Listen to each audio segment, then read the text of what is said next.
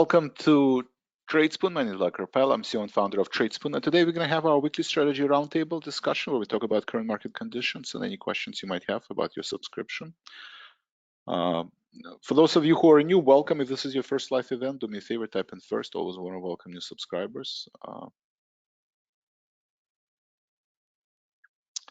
This is my brief bio. I was Executive Vice President, Head of Technology at Options Express. Started Tradespoon in 2012. Wanted to say thank you. Because of you, everyone on this broadcast, I'm able to do what I enjoy professionally, managing and trading my own money. I've been doing that for over 15 years, mentoring and teaching subscribers how to trade stock and options. And finally, I have a master's degree in computer science. Disclosures are very important. Please read them. If you're new to trading stock and options, please visit the link on the slide, optionsclearing.com, to understand the risks associated with trading options. I'm not a financial advisor. I'm not registered with FINRA nor SEC. I'm showing you what I do in my own account based on my own risk tolerance level for general education and information purposes only. Please consult your financial advisor prior to making any trading decisions. All right, let's talk about strategy and what is going on. As we are approaching end of November, right? We have 2 weeks. We have Thanksgiving, holidays, Black Friday. So people gonna shop more, trade less. So it's clearly that for the past week, 2 weeks, we're trading in this range between 390 and 402, and potentially can continue trade in this range for next. It could be next couple of weeks. And the next side is the idea where we're gonna end up end of the year, right? So for the next 4 to 8, 6 weeks. One scenario, we break through this overhead resistance, right, and retest 200. We have 200-day moving average, and then we have this downtrend, so 410 potentially. That is scenario number one. Scenario number two, we do have a next CPI data, first week of December. If this is in line with expectation or worse than expected, again, narrative will shift into inflation. How long will inflation last? How far will the Fed have to increase the rates, and then we pull back from that. So let's think about that year end. Question 1 or 2. Very important exercise. I encourage you to go through these future rehearsal exercises, right? To understand your target gains, stop losses, and more importantly, prepare, right? If the market breaks through 390 and you're bullish, what do you do? Or if the market goes above 405 and you're bearish, what do you do, right? So you have to go through these scenarios. If you do, trading monthly or weekly options, then this is extremely important to have a view what's going to happen in the next 2 to 6 weeks. If you're short-term day trader, then you would just do the same exercise, but your timeline is different, right? You would just look at end of day or end of tomorrow. If you're a long-term investor, then maybe the short-term fluctuations are not important to you, but then you would do this exercise, for the next 6 months, 12 months, 18 months, however long you usually hold the position. All right, so let's just pause for a second, sit straight, lift up your shoulders, lift up your chin, sit straight, and just close your eyes and imagine, it's Christmas, everybody's in good mood. What do you think, between now and Christmas, that occurrence 1, that do we reach 1 at least at some point between now and Christmas versus 2? How many of you say 1? How many of you say 2?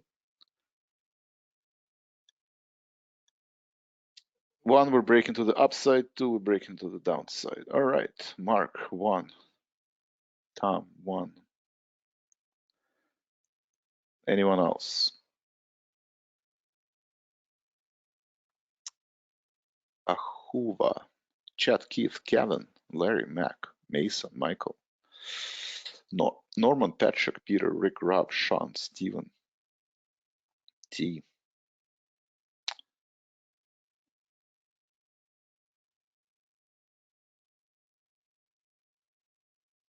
Trader. 3, we move sideways for 4 to 6 weeks. I mean, possible. Suppose it's possible. Unlikely, but possible. All right. 3, sideways. Okay. Sounds good.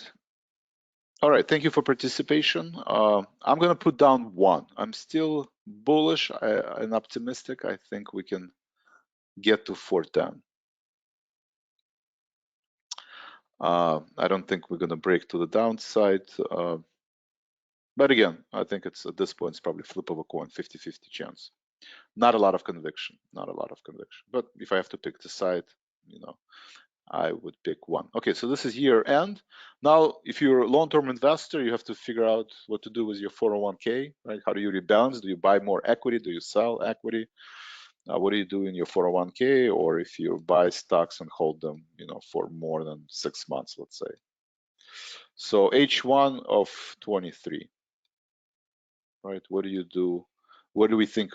What's going to happen by June, right? Somewhere in June. Right? Are we gonna retest and break 350? Right? That's scenario 1. Right? So we're dropping at least 60 points to the downside. Or do we continue rally and we reach 460 plus 60 points? So which event do you think is going to happen first? Will we go up by 60 points in the next 6 months, or will we go down by 60 points in the next 6 months? Again, very important. If you're long-term investor, there are a lot of traders buy and hold. My always argument, if you think plus 60, right? If you think scenario number 1, then yes, it makes sense to start accumulating and buy. If scenario 2, then maybe it makes sense to do the opposite, maybe trim some of your position, because if you believe that market will drop by 60 points, even if you're a long-term holder and you just like buy and hold and just watch, Tesla stock, it probably makes sense if you believe that scenario number 2 occur, at least sell, maybe half of your Tesla position. And then if it drops by 60 points, then you buy it back or something along those lines. So long-term, short-term trader, I think it's important. Let's run that scenario 2. So by in the next 6 months, scenario 1 or scenario 2.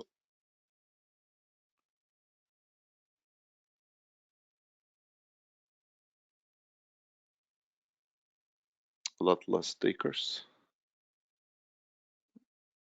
Ahuva, Chad, Don, Keith, Kevin, Larry, Mac, Mason, Norman, Patrick, Nick, Sean, T. Anyone? All right, we have 1, okay? 1.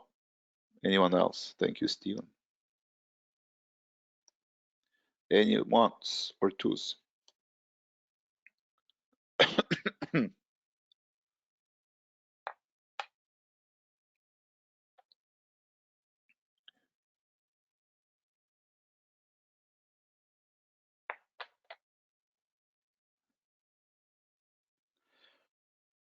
Okay, yeah, I mean, it could drop from this point, it could drop from 410, probably nobody knows, okay? Based on headline news. Anyone? Not a lot of takers? All right, I assume most people either don't know or just don't want to answer for a reason. Okay, fine.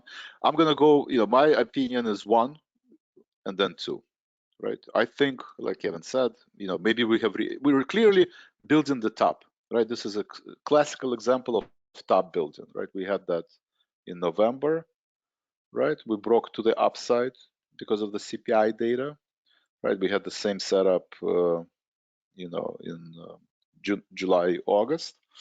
So it could be that we break to the upside, could be break to the downside. I believe this will be mainly driven by CPI. If CPI is better than expected, right, significantly better than expected, right, like similar to last month, like positive surprise, inflation drops, home sales are down, wages down, whatever, pattern, right? Because you're comparing year over year, inflation was much higher a year ago than it is now. It's probably, everybody would agree with that. So if the inflation is much better than expected, similar to last print, then we're going to 410, 420, somewhere around that line.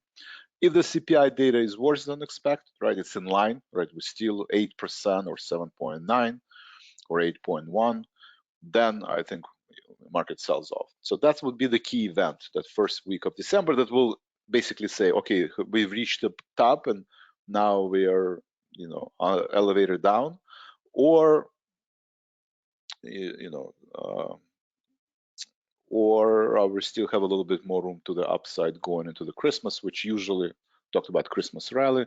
Will we have the Christmas rally? Will we not have Christmas rally? It will depend on CPI print. I don't have a strong opinion on inflation.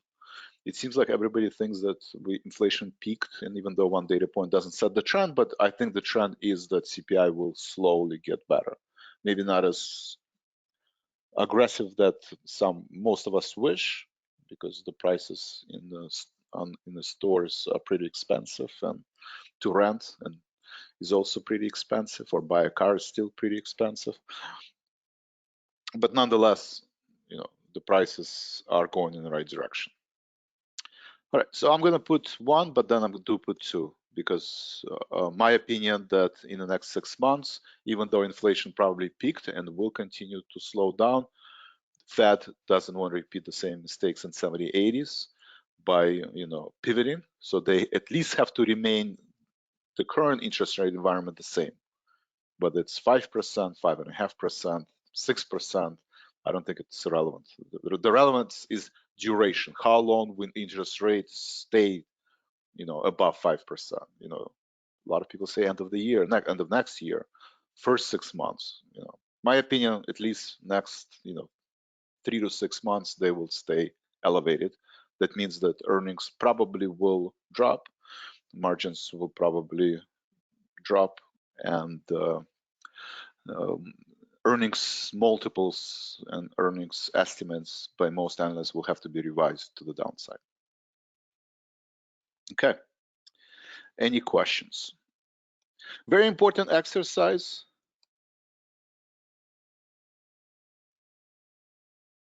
Three plus. Thank you, Kevin.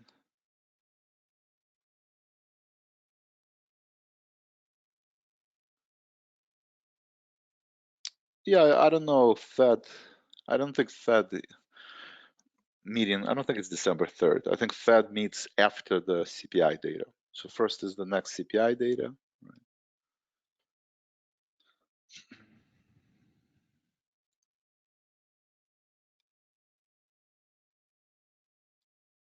Right, so next CPI data is December 13th, actually. This is correct, November. Release December 13th, right? Okay, so we still have 3-4 weeks left. Okay, and then I think next Fed meeting is right after that. Okay. Thank you, Kevin. All right, so what do we do? All right, how do we trade in these conditions? The most important is to have process, right? You have to have a trading plan. Everybody talks about trading plan, and but not everybody has a trading plan. So I encourage you to treat trading as if this is your business, right? And you have everything in writing, right? Just like in business, you have operating agreement. In trading, you have trading plan. Part of my trading plan, and I propose to have the same line items, maybe slightly higher, slightly lower, but cash, right? In bull market, if you think we are heading, if you said 1 in the next 6 months, then 30% cash I think is appropriate. That would be the average for bull market. If you believe we are still in the bear market and bear market will continue to the next year, I encourage you to raise cash to somewhere around 50-60%. Second one is portfolio drawdown. Very important concept, right? Very important concept. What is portfolio drawdown? This is number of positions times maximum exposure per position, right? So I propose not to have 4 positions and no more than 2.5% of account value. Right? How do you decide 2.5% of account value? Well, would be a perfect example, right? Let's say you're bullish, right? I'm bullish short term. I think we can break to the upside. Okay, so you basically, we're at 395. You think we're gonna break to the upside. This is your support. So you basically say, you know what? If we drop below this level, 388, 386, then I'm out. So 395, let's call it 385, right? So that's your stop loss. Probably if you think about days or even weeks, that would be a meaningful stop loss. So you're risking 10 points.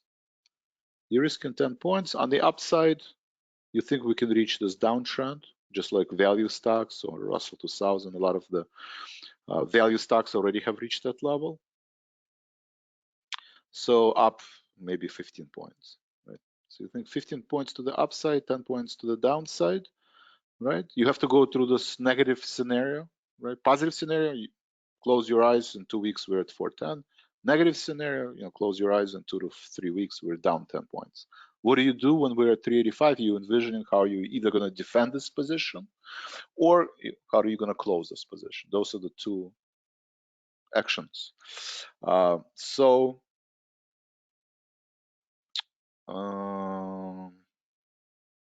What's your maximum exposure? Again, 2.5%. You don't want to risk. The magic number is 2.5% of account value, right? Depending on your risk tolerance level and your account value, it could be 1%, it could be 3%, but it should not be 20%, right? It should not be even probably 5%. And maybe, 0.5% is maybe too small unless you have a very large account. So 2.5%, right, of account value. On the $10,000 account, if you're managing $10,000, that's $250. If you have $20,000, that's $500. So this is one of your rules, and you write it down in the trading plan. I encourage you to treat it as a business, right? If in the business you said, I'm gonna, for me to raise cash, I have to have, 55% vote for, board directors or, managing partners to approve going out and raising cash, right? This is the same thing. Like you have to talk to yourself or ask your wife or ask your husband for permission to lose more than 2.5%, right? You just don't do that, right? So that is an important rule. I encourage you to follow it. So cash is number one, right? Out of this presentation, I'm going to talk a lot and give you a lot of information, some of it interesting, some of it maybe not. But one thing you always want to remember, if I wake you up, right, over the weekend, come over your house and wake you up at 3 o'clock in the morning and say, what is the most important in trading? What's the foundation of trading? You will say cash, and you will have your answer, 50, 40, 60, whatever, right? Whatever's in your trading plan, you'll remember and you'll be able to say it, right? Cash. Then you're going to say my number of positions, right? 4, maybe 5, maybe also depends on, but average is, let's call it 4. And 3 is position size, right? Never to trade on the margin, right? Position size.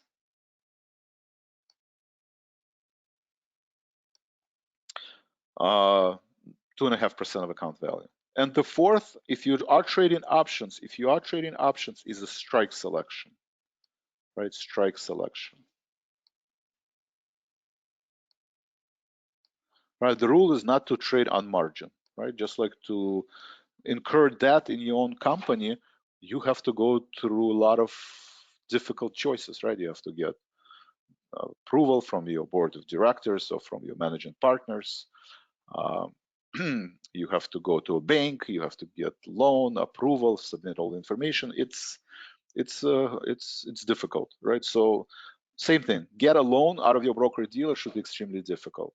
I mean, brokers want you to trade, they want you to pay, interest rates on your margin. So unfortunately, there is a conflict of interest, but, I believe not to trade on margin. So it means if you have $10,000 account, this is your risk, $250 is your risk, and your strike price is $100, right? On the $10,000 account, you do not trade stocks above $100. Why? Because, one contract of $100 stock, it's $10,000. And one of my fundamental rules, don't trade on the margin, right? Just because your broker deal doesn't say you're trading on the margin, but you are trading $10,000 worth of equity, right? And if you have $10,000 account and it's a $200 stock, right? And stock drops by 2%, well, 2% of 10,000 is $200, but 2% of a $20,000, it's $400. So right away, same percentage move, but if you select a $200 stock, you're down more than you're right away breaking your rule. So those are the 4 things that I'm hoping you can get out of this presentation, and send me your address. I will stop by over the weekend. I'm going to wake you up in the middle of the night, and hopefully you just say 1, 2, 3, 4 cash, number of position size, and strike selection. Any questions?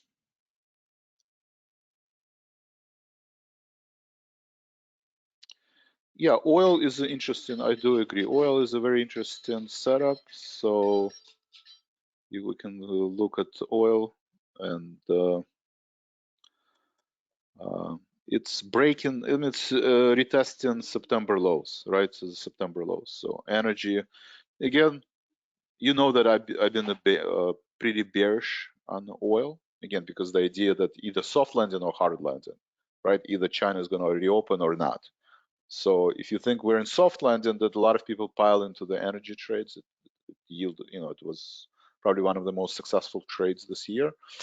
But if you believe in hard landing, it's just a matter of time for oil to continue to drop, and you can see it's a pretty bearish pattern. Any other questions? 5% dividend on KMI. Thank you, Kevin. All right, how do we help you at Tradespoon? So then, if you remember these 4 rules and you write them down and you practice them, right? You want to internalize this information. This is not something that, if I wake you up and say, what are the 4 most important pillars of successful trading? And you say, well, let me go in Vlad's video and review it. Well, you haven't internalized this information, right? You're sleeping and you're not thinking about, trading rules. So that takes time. It's a human nature, right?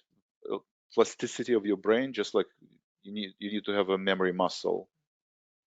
Train, right? To do 50 push-ups, you have to go through a few months of exercises preparing, right? Every day you do a couple push-ups, and every day you just from 2 you go to 3 to 4 to 5 to 10. This have been teaching my son to get to the 50 push-ups, right? He's 7 years old, he can do 50 push-ups. I'm very proud of him. Great job, but it didn't happen overnight, right? It just, just because I tell him to do the 50 push-ups, it doesn't mean he's going to do it.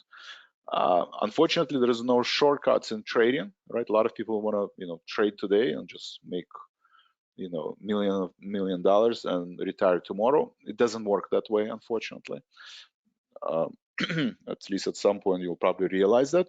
So you have to invest into education. You have to train your memory muscle until it becomes a second nature. And these 4 rules, once they become second nature, then then the next step is, okay, how do I find good signals or valid signals based on technology, based on research? And that's Tradespoon, right? So you can go to Elite Trading Circle. I encourage you, if you want to have access to my trades, right, to somebody who kind of monitors, I trade for a living, or I manage all my money. I've been doing this for a very long time. I have access to a lot of institutional research and resources.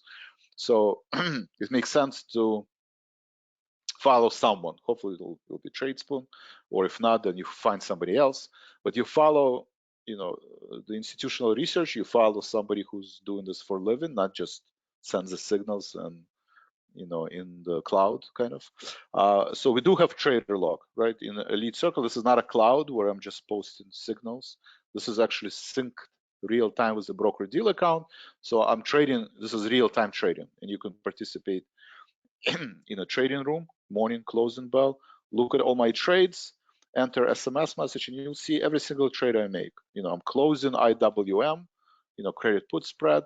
Longer term trades, I'm closing AMAT, right? I'm closing AMAT, iron condors, right? And I'm closing another, option wheel strategy for the XLK 126 put. So you have different strategies and you have access real time. Some of them stocks, some of them options, some of them combinations of stock and options. So I'm trying to target, everyone. Majority of the people trade stock, but a lot of people trade options, right? Pretty popular product. So that's the elite service. That's elite service, and you can follow real time, right? The only thing you have to decide, because I tell you when I get in and when I get out, and you get SMS message on your phone, even if you're busy at work, usually they're not sensitive within seconds, maybe, or minutes, right? Usually even an hour. I mean, the market has been volatile, so in 1 hour, sometimes it does move 4%. But assuming it's a day like today, where the market is plus minus 0.5%, then you have time to react. The only thing you have to decide is, again, how much cash you have. We're giving you the guidelines. How many positions? We're giving you the guidelines for, and then position size. If you trade in stock, you look at the stop loss, just like I did with spiders, 2.5%. If you're doing options, still you don't want to lose more than $250. But in addition, strike selection is important. On the $10,000 account, I encourage you not to trade stocks above $100. All right. Any questions? Grand Spec went public 321. All right, Kevin can catch them all. So that's Elite Circle. We also have Shadow. Elite Circle gives you access not only to my portfolio but also to different tools, right? Stock for, if you've seen my live trading room, I trade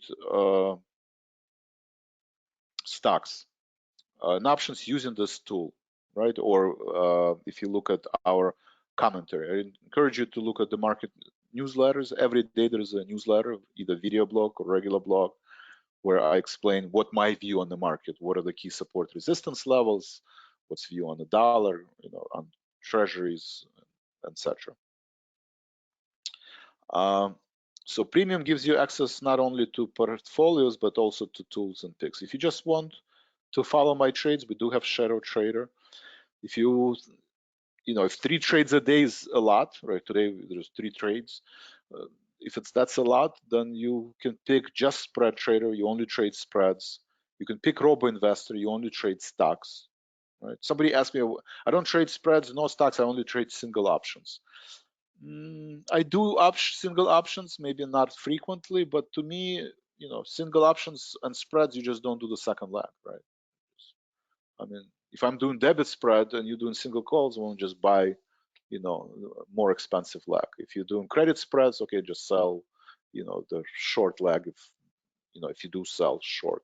I mean, usually people, when they ask the question, they only do buy calls and puts. Then it's very simple. When you buy debit spread, I'm just want to reduce my cost basis. You not comfortable trading spread, so then fine, you just buy that long leg. There's nothing wrong with that strategy.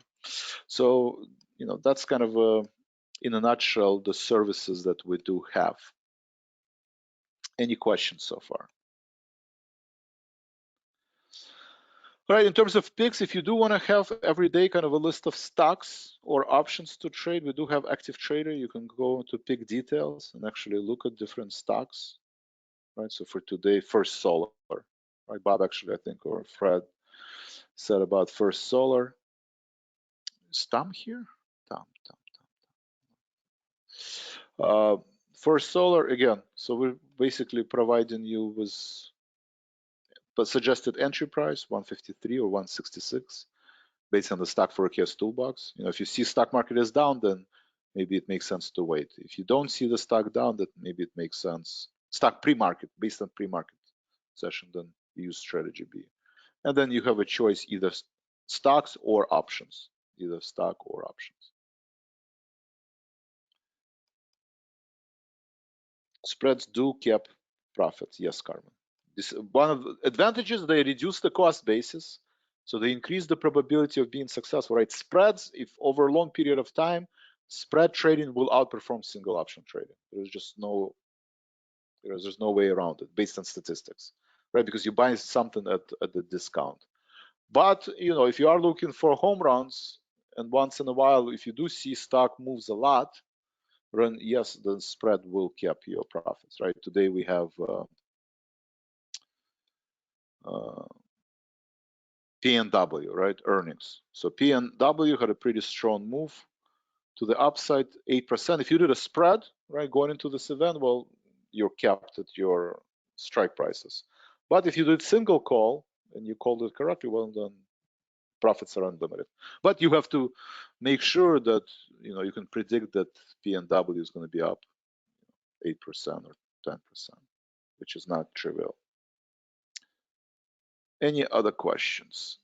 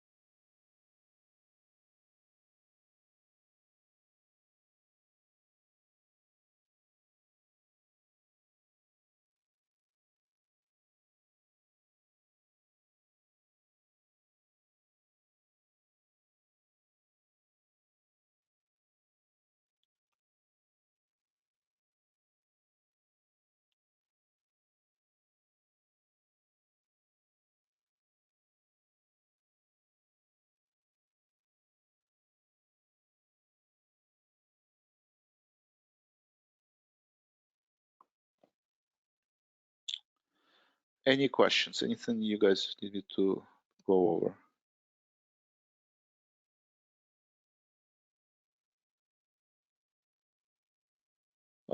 Carmen, stock forecast toolbox isn't central time. So the question is at what time do we show the predictions, right? So this is not central, sorry. These time frames should be, if you're doing, well, this is central time when we question, but if you're doing 5 minutes, then it's in Eastern. And then how accurate is the forecast toolbox? Today the low is 390 and spiders. When will we hit it? Again, one of the misconception, right? One of the misconception is that the model or any model can predict at what time, you know, stock will hit certain price. You know, what will be the price of the spiders in an hour? What will be the price of the spiders 5 days from now? Uh, my opinion that it's impossible to predict based on statistics, right? I cannot predict at what point of the day market will reach 387 level, or even when will it reach 387, right? But I can tell you what the model does tell you, let's say for today, right? If you look at the spiders, we were as high as 398, 398, right? So based on the model, it does say that we are predicting 395 is the high. And when the market reaches 398, if and when market reaches 398, the model basically says the stock is overbought, and most likely it will revert back to this 394 level. And you can see we're back to the 394 level. If the market drops to 387, same thing, right? So one of the misconceptions is, again, this is a very good question, Carmen, I'm glad you asked this, is that it says November 22nd, right? 22nd, we're going to close at 393, right? So people assume that the model can predict at what price we're going to close on November 22nd. That's impossible. And that's not the intent of this model. The intent of the model is to show you what is the range the stock will trade it, right? The range that the stock market is trading, you can see here, 390, 415. It is reasonable to assume in the next 10 days, every time we reach 390, consider buying. Every time we reach 416, consider selling, right? The model is doing a good job predicting you what the range the next 10 days that the stock market is trading. It also shows you that as of right now, the the the momentum is behind the bulls, right? After the strong rally and consolidation, we could break to the upside, right? Again, in the next 10 days. So the model shows you what is the trend. Are bulls winning or are the bears winning? And it also tells you what's the range that the stock can trade in the next 10 days or today, 387, 394. But the model cannot, the reason we're saying on November 23rd is going to close at 403 to give you kind of a guidelines, right? Kind of a approximation what can happen in the next 10 days, right? In the next 10 days, we trade in the range, and then at some point we break to the upside. But that doesn't mean that this break, we're going to reach the maximum on November 30th.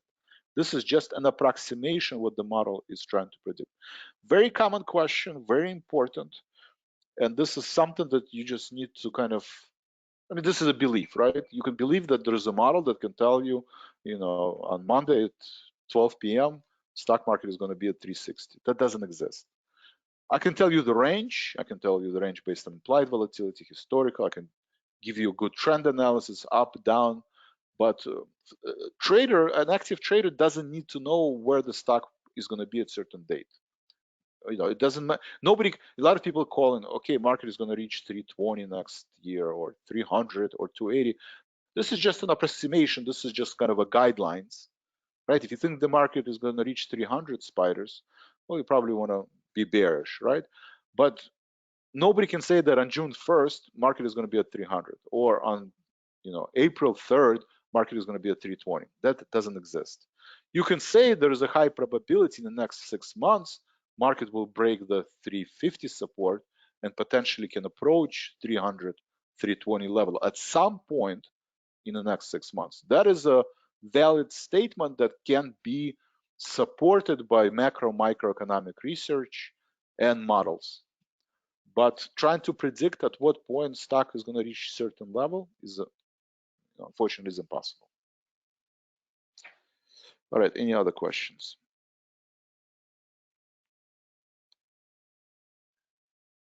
Thank you, Carmen. Spiders, the toolbox is very good in showing you the trend, right? The toolbox is very unbiased. It doesn't care about what Fed will say, but it analyzes data and price action and basically says, 386, the market is overbought. Can we reach 395? Sure. Can we reach even 410? November? Sure, it's all possible, but the market is overbought based on long-term trends. Short-term, bulls are in control and potentially continue going higher. Long-term, market is tired, right? The rally is exhausted, and at some point it will revert to 350, right? Probably not November, but maybe in December, maybe in January. That is, we will just have to wait and see, right? But at some point in the next 6 months, we'll close at 370 and then 340 and then potentially even 300. Whether this is going to be on April or February, well, that you can't really tell. All right, any other questions? Thank you, Carmen. It's 11:07. I would pay attention again. Most important information right now. This is a macroeconomic research, right? Micro, it doesn't really matter. It doesn't matter if PNW have great earnings and security is oversold and everybody's calling, okay, buy security, Palo Alto, it's oversold. It only could be a valid statement if you're a long-term investor. You buy in dollar cost average and you buy at 169, and then if it's at 140, you buy at 140, and then if it's at 100, you buy at 100. Right? If you buy at 169, but you're gonna sell at 140 because it dropped, 20, 30%, you probably don't want to buy, right? You probably don't buy. So going through these positive, negative scenarios is very important. The point I'm trying to make that everything is controlled right now by interest rates, right? So if interest and perception of recession, right? If we're approaching, recession and interest rates, terminal interest rates staying above 4%, right, above 5%, then it doesn't matter what the earnings will be of PNW or AMAT, these companies will drop in price. If we are approaching soft landing and rates are peaking and Fed is going to pivot, in the next 3 months, okay, then PNW is going to go up in price. So just have to keep in mind that in bear market, everything is traded in high correlation to each other. Why? Because no models can predict what the true evaluations, what are the fair valuation of these companies, right? Is it multiple 10, 12, 15, historical, forward looking, backward looking? No, none of these models work, right? Because, there's no, it's, we have 10-year period in 70s when the interest rates was elevated. Now you have 1 year elevated history in 2020. Markets are different. We're not living in 70s and 80s, so you can't really model this accurately.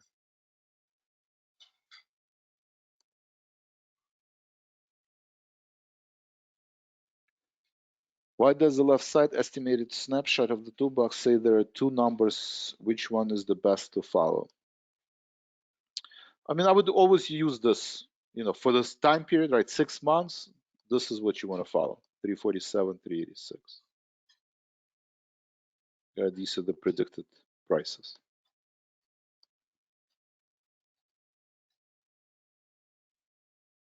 Here, you look at low and high, right, for the range. Right, for the historical range, you can just look at the close price. You can look at the low versus high is also fine. All right, any other questions? All right, guys, you've been great. Thank you very much. If there are no other questions, that's all I have for today. There will be a closing bell, so hopefully I'll see you at the closing bell. Keep an eye on interest rates, right? I started talking about interest rates. So far, interest rates are down, right? I mean, they're trying to go to the bottoming process. They reached close to 3.6. Next level of support is 3.5. Once we reach, if and when we reach 3.5, I think that rally is probably going to come to an end or close.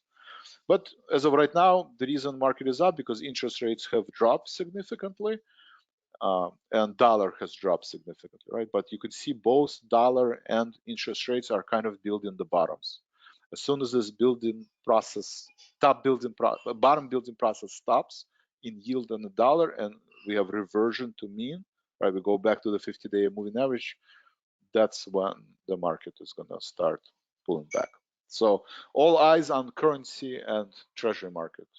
I mean, you can pay attention to the earnings, but the currency in the treasury market will dictate where the equity market is going to go next. All right, any other questions? Carmen, thank you, appreciate it.